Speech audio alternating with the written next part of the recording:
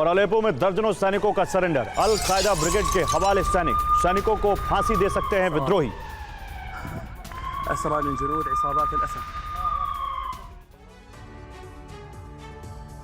साल 2011 में सीरिया में गृहयुद्ध की चिंगारी भड़की थी, जिसने देखते ही देखते बड़े विद्रोह की शक्ल अख्तियार कर ली।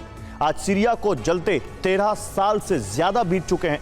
हालांकि इस बीच कुछ वक्त के लिए शांति भी रही, लेकिन बीते एक हफ्ते से एक बार फिर सीरिया में युद्ध जारी है। जंग की जो तस्वीरें सामने आ रही हैं, उससे साफ है कि सीरिया में हथियारों और बारूद की कोई कमी नहीं है। सवाल यह है कि बारूद कहां से आ रहा है? आखिर सीरिया में मौजूद विद्रोही गुटों को हथियारों की सप्लाई कर कौन रहा है? इस रिपोर्ट में देखिए।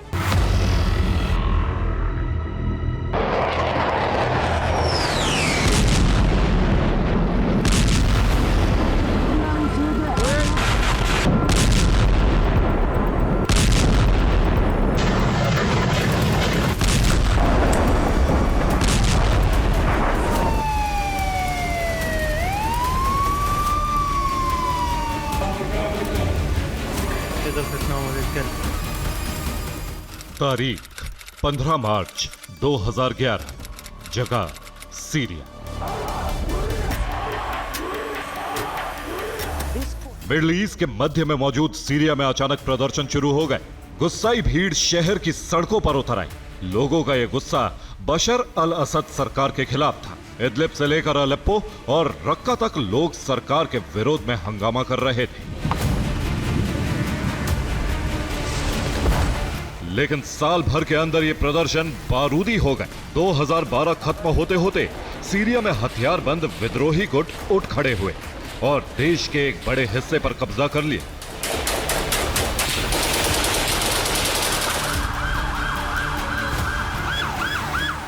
सीरिया में शुरू हुए इस गृह युद्ध को तकरीबन 13 साल गुजर चुके हैं। अमेरिका और रूस जैसे शक्तिशाली देशों की दखलंदाजी के बाद भी आज तक सीरिया की धरती शांत नहीं हुई। सवाल है, बीते 13 साल से जारी जंग के लिए हथियार कहां से आ रहे हैं? विद्रोही गुटों को जंग लड़ने की ताकत कौन दे रहा है? क्या सीरिया को जानबूझकर बारूदी आग में झोंका जा रहा है? इन सवालों की एक बड़ी वजह सीरिया की जंग से आ रही तस्वीरें हैं, जिनमें विद्रोही गुटों को ऑटोमेटिक गन से लेकर टैंक और ग्रेनेड लॉन्चर तक से लड़ते देखा जा सकता है। इन हथियारों के दम पर वो असद की सेना को तेजी से पीछे धकेल रहे हैं। ये तस्वीरें बताती हैं कि सीरिया में हथियारों की कोई कमी नहीं।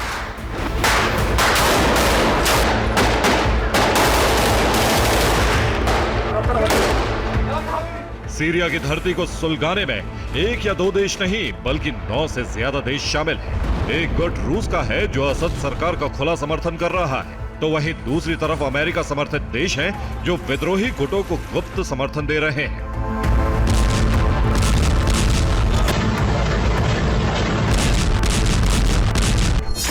दरअसल सीरिया में रूस के 3 एयरबेस हैं, जबकि एक नेवल बेस मौजूद है।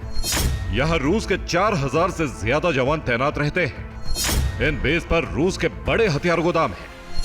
दावा है कि सीरियाई सेना को रूस इन्हीं गोदामों के जरिए हथियार सप्लाई करता है।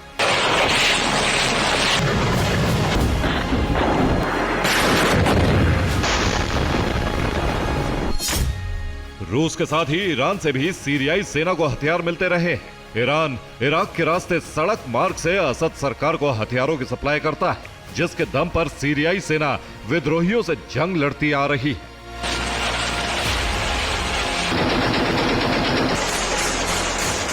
ईरान और रूस असद सरकार के समर्थक हैं, ये दुनिया जानती है। और ये भी किसी से छिपा नहीं कि ये दोनों देश सीरियाई सेना को हथियार मुहैया करवाते हैं। लेकिन सबसे बड़ा प्रश्न चिन्ह सीरिया के विद्रोही गुटों को लेकर सवाल है कि एचटीएस, अमेरिका समर्थित ISIS और अल कायदा को सीरिया में हथियारों की सप्लाई कौन और कैसे कर रहा है, ये भी आपको बताते हैं।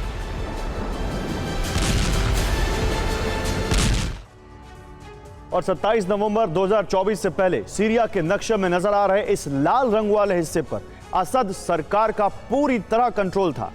वही हरे रंग वाले हिस्से पर विद्रोही गुटों का कब्जा था, जिसमें एचटीएस, अल कायदा जैसे संगठन शामिल हैं। वही पीले रंग वाले हिस्से पर SDF यानी कुर्द लड़ाकों की सत्ता काबिज थी।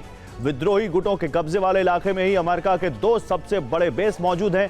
पहला है अल तन्फ बेस और दूसरा है शादादी बेस, जहां भारी संख्या में अमेरिकी हथियार मौजूद रहते हैं। दावा है कि इन्हीं बेस के जरिए अमेरिका विद्रोही गुटों को हथियार मुहैया करवाता है। विद्रोही गुटों का दूसरा सबसे बड़ा हथियार सप्लायर सीरिया के उत्तरी बॉर्डर पर मौजूद है। यहां मौजूद तुर्की सीधे ट्रकों के जरिए एचटीएस और अल कायदा को हथियारों की सप्लाई करता है। विद्रोही गुटों का तीसरा बड़ा हथियार सप्लायर इजराइल है। इजराइल जॉर्डन के रास्ते सड़क मार्ग के जरिए सीरिया तक हथियार पहुंचा रहा है। सीरिया में मौजूद विद्रोही गुटों के चौथे बड़े सप्लायर कतर, यूएई और सऊदी अरब है। ये सभी अमेरिका के मित्र देश हैं। साथ ही इनका ईरान के साथ भी 36 का आंकड़ा है। ऐसे में ये सभी देश सड़क के जरिए ट्रकों में लाद कर विद्रोही गुटों को हथियार पहुंचाते हैं।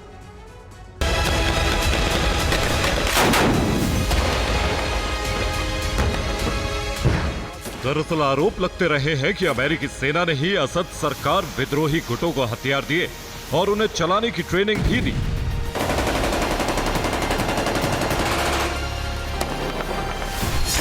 जॉर्ज टाउन यूनिवर्सिटी की एक रिपोर्ट के मुताबिक साल 2019 तक अमेरिका ने विद्रोही गुटों को $100 करोड़ के हथियार सप्लाई किए थे।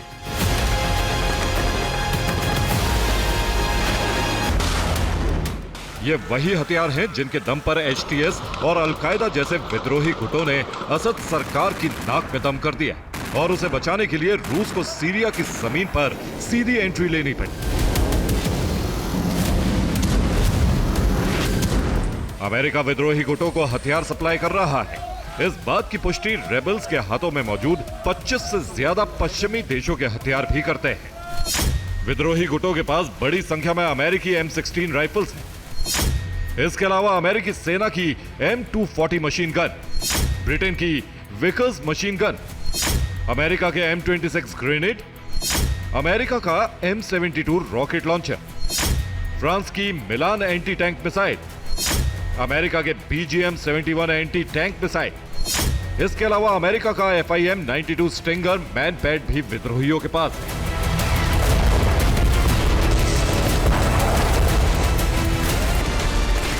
यह हथियारों की वो लिस्ट है जो सीरिया विरोधी गुटों के पास बीते 10 सालों से मौजूद है और वो इनसे लगातार जंग लड़ते आ रहे हैं। 27 नवंबर के बाद सीरिया में एक बार फिर फुल फ्लेजेड वॉर शुरू हो चुकी। ऐसे में माना जा रहा है कि अमेरिका ने दोबारा विद्रोही गुटों को हथियारों की सप्लाई तेज कर दी।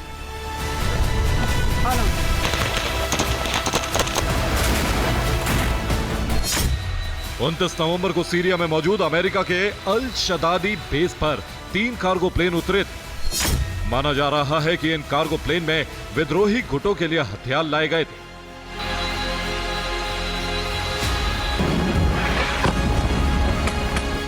सीरिया साल 2011 से सुलग रहा है, जहां खाने के लिए पर्याप्त भोजन नहीं, पीने के लिए साफ पानी नहीं, अगर कुछ है तो वो है घातक हथियार और बारूद, जिनकी यहां कोई कमी नहीं। और यही सीरिया की तबाही की सबसे बड़ी वजह है।